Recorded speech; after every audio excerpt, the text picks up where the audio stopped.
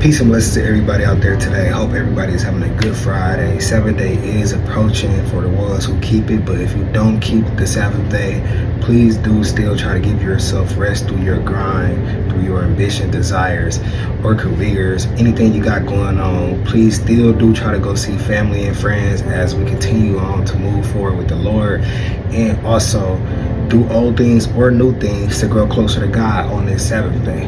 But in today's video, we're going to be talking about how to build patience within your spirit and how to deal with it within other people, yourself, and God.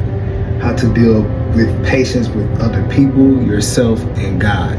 Now, this is in no specific order or anything like that, but these are the three major things when it comes to having patience that you need to have patience with. You need to have patience with people, yourself, and God. Now, we're going to start with yourself and how important that is, because you need to learn to acknowledge yourself. You need to learn to acknowledge your sins. You need to learn to take responsibility in the things that we do. And we also need to learn how to have patience with ourselves when it comes to dealing with our demonic strongholds or getting rid of our old habits, or looking for a change within ourselves. We got to understand that these type of things do not happen overnight. Now, I do have a Bible verse for each topic, and just one Bible verse, that's all I really need. But today we're going to be for yourself. The Bible verse I have for that is, and this is speaking on hypocrisy also, because God speaks on hypocrisy a lot. A lot of us are judgmental towards other people, but don't like to judge ourselves, even though we're doing the same thing, or might just be doing a different sin. We don't like to point fingers towards ourselves. And that's just the flesh fighting against us. But God doesn't deal with that at all. He hates hypocrisy. And he says this in Matthew chapter 7, verse 5, "Thou hypocrite, first cast out the beam out of thine own eye, and then shalt thou see clearly to cast out the mote out of thy brother's eye." I'm sorry for the stuttering. I can read it again if anybody need me to, but "Thou hypocrite, first cast out the beam out of thy own eye, and then shalt thou see clearly to cast out the mote out of thy brother's eye."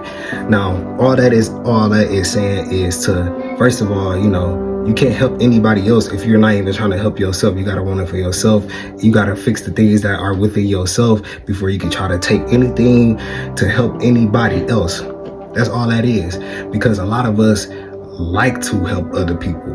Now, it's a good thing in a bad situation to this. It's never bad for caring, but it's a good thing to be like caring too much to the point you're not even taking care of yourself. And God speaks on that heavily. He speaks on that so heavily. We have to learn to take care of ourselves before we can try to take care of anybody else.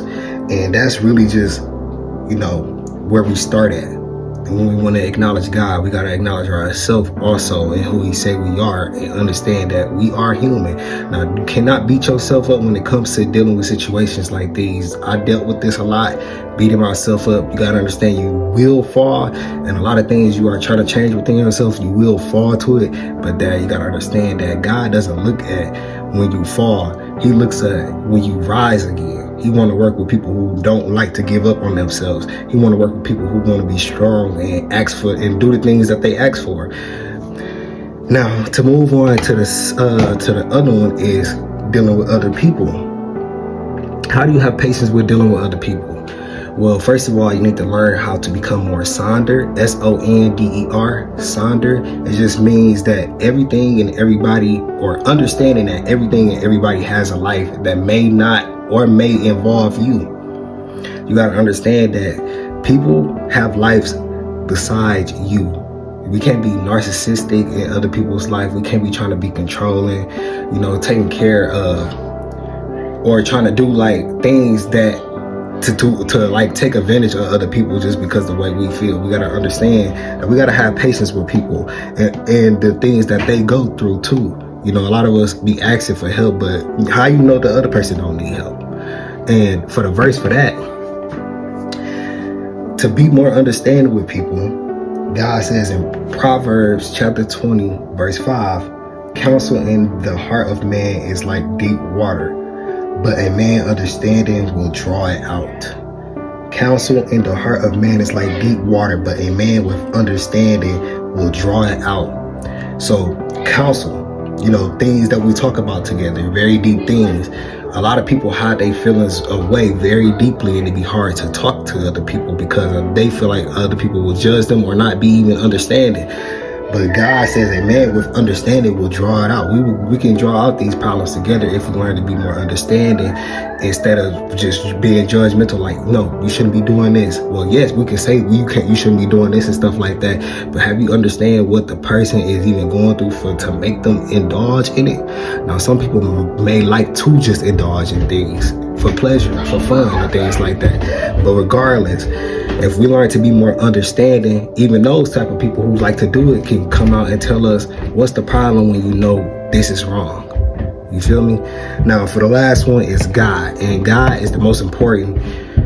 The most important spirit to be patient with, because you got to understand that God is long suffering. When you pray for something, he's not just going to give it to you like a genie on a bottle. You're not going to just rub the bottle and then ask for, he's going to come out and give you 3 wishes. You got to understand that when you ask for something with God, he's going to give you the challenges to not only break you, but make you into something that you ask for. You got to understand, when you ask for strength, you're going to be going through things that build you the strength. It's like going to the gym. You can't just ask for strength and then wake up the next day with muscles.